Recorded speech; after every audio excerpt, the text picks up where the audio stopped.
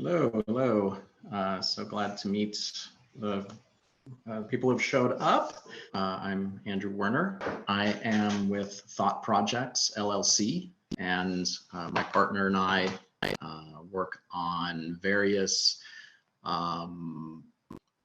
planning projects for small, medium, large institutions, in addition to exhibition planning and development, all sorts of administrative functions for various institutions who are changing how they are presenting themselves to the public, developing public programs, developing dialogues and conversations about mission and goals of an institution, really doing a lot of self-reflection, but also community reflection and dialogue, as well as really nitty-gritty things like planning space, plan optimization of existing facilities, planning for new facilities, the whole gambit of challenges that smaller, mid-sized institutions face without, all the depth of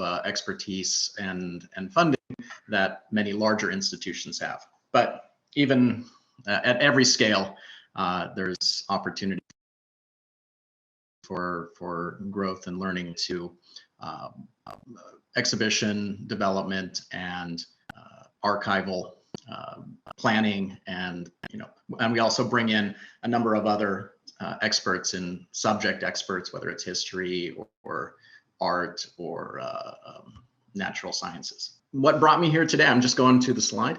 I guess Liza and Snowden did. I've worked with Liza about 15, 16 years ago, starting with the Braun Research Library, rehousing and move planning needs assessment. What is that what we called it, Liza? The needs assessment report? Yeah, the needs assessment. And I'll show a couple of slides after introductions of what some of those, the before pictures, and then later on in the day, we can look at some of the after pictures from that project.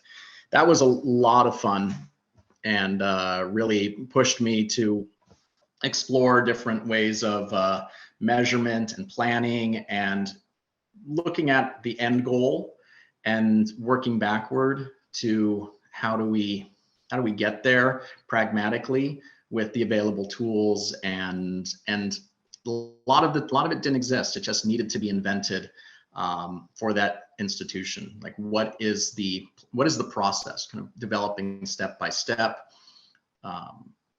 not getting overwhelmed. I think this is a huge problem for institutions, is thinking that you got to do everything at once. And whether it's planning and opening a new museum or a library or an archive, or just doing a project that might be behind the scenes, like an archival rehousing project, but has so many moving parts. And we'll talk about how to prioritize and where to spend time and energy and available funding. So, and every project obviously is unique. So there's hardly a tool out there that will allow you to do a full project plan without a fair amount of customization. Although I think we'll talk about where we started, and when Liza and I did the Braun Research Library at the Southwest Museum, using Microsoft Access as a custom database, and where there's new opportunities with available low-code, no-code planning tools, in addition to your own databases, and to supplement and complement those things. So what collections have I housed and moved? So, gosh, early in my career, I was at the Getty Research Institute, and I was a kind of a entry-level cataloger working on exhibition catalogs shortly out of college. Did not love that, nor was I very good at it, apparently, because they moved me over to planning the move to the Getty Center. So this was way back, a couple of years before the Getty moved into the Getty Center towards the end of construction there in the early mid-90s. A huge undertaking to figure out every aspect of planning and executing the collection move. And I'm talking about the Research Institute, not the museum. So that's books, periodicals, other kinds of formats, microfilm, and then also the special collections of every possible format. And I probably don't have to go through the list for this group. Took a year of planning and 6 months of actual moving before it was up and in place and ready for access in the Getty Center. After that, I was at where did I go after that? I went to the USC libraries for about 5 years, similar work, overseeing library spaces and archival spaces, the management of the buildings. I'm not an archives manager, but I'm a person who manages logistics, buildings, facilities, security, capital construction, that side of the house. And one of the things that I've really enjoyed over the years is revealing to other people and learning from other people what they do. I put it, showing how the sausage is made.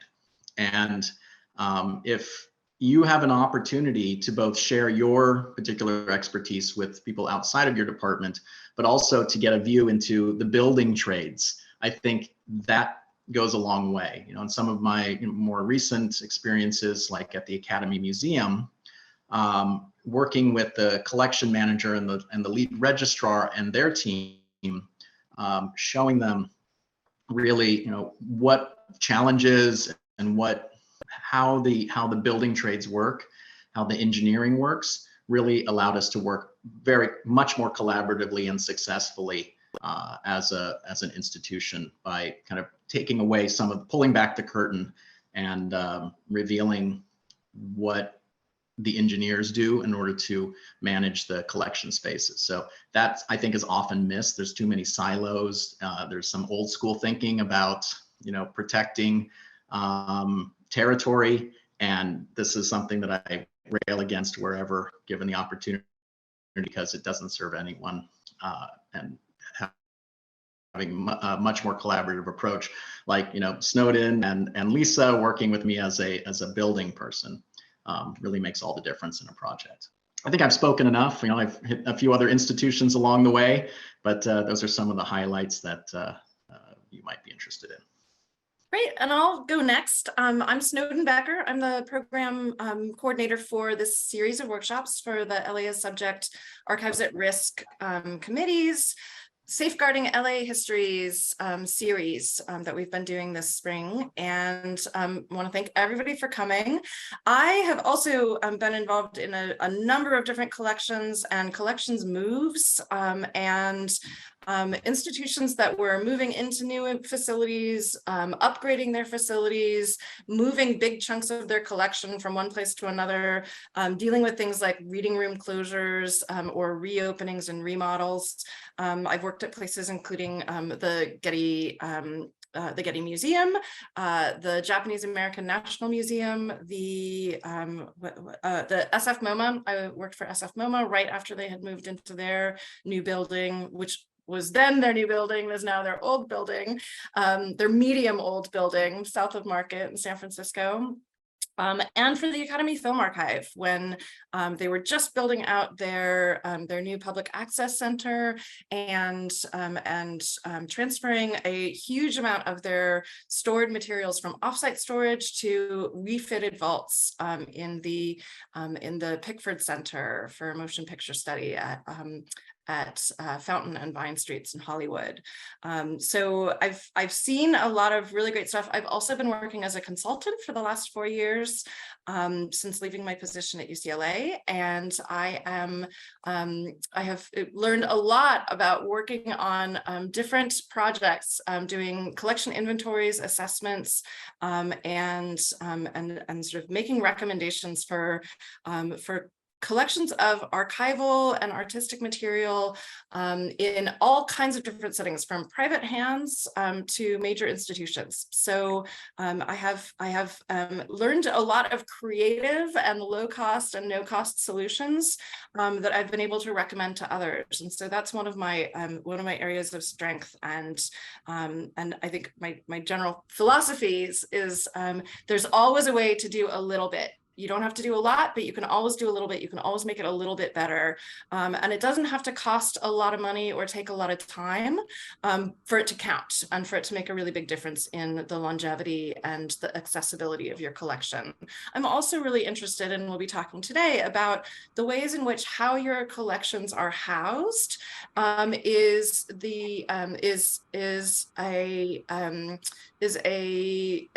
an effect on how they're accessed, how they're stored, and even how they're cataloged and described in your systems. So we'll be talking about that as well. I'm Liza Posas. I'm the LA Subject Coordinator, but as Andrew has mentioned, I also work for the Museum, which merged with the Southwest Museum and had a library called the Brown Research Library. It's all very complicated, but it was a huge undertaking to move this collection. The building itself was 9,000 square feet, 3 stories. The collection had started in 1904, and we moved in 2016. But the needs assessment report was done, I think, in 2006 or 7, because I 6 or 7. Yeah. 2007. I started at the Autry with the scare that they said they were going to move our collections in 3 months, like 3 months from when I first started there. And I almost had a little heart attack. But better heads prevailed. And so I got a small grant funding to hire Andrew, basically. And it was an eye opener, because I think, we know how to care for collections and catalog collections and describe collections and house them if they're to stay put on a shelf, but packing them up and stabilizing them for a move so nothing gets lost or broken or whatever, it was a whole different world. And Snowden is right. I worked after we got the needs assessment in 2007. We didn't actually move until 2016. So I was fortunate enough to just pick at the needs assessment report bit by bit with every intern, every volunteer, every staff person. I was able to create a staffing development plan because of that needs assessment report. So it all started like the needs assessment report was a seed, and it just like grew into this great complex color-coded, super labeled chart with many moving pieces. But it really just started off with a couple documents and a plan. And now I'm the head of special collections and archives, or reference person and archives at the end. And that's it.